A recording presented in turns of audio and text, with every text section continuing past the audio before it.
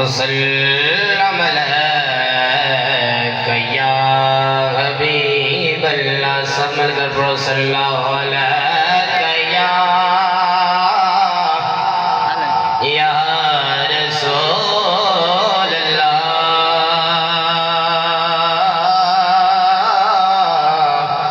वसल्लम अलैका या हबीबल्लाह।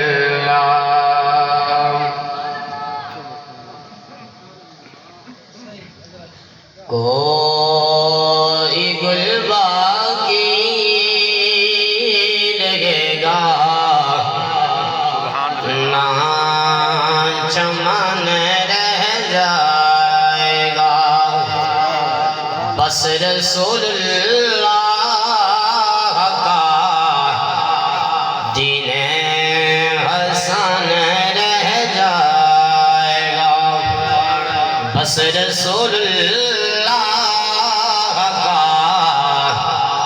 दीने हसन रह जाएगा। कोई गुल बाकी रहेगा ना चमन रह जाएगा। बस रसूलुल्लाह का दीने हसन रह जाएगा।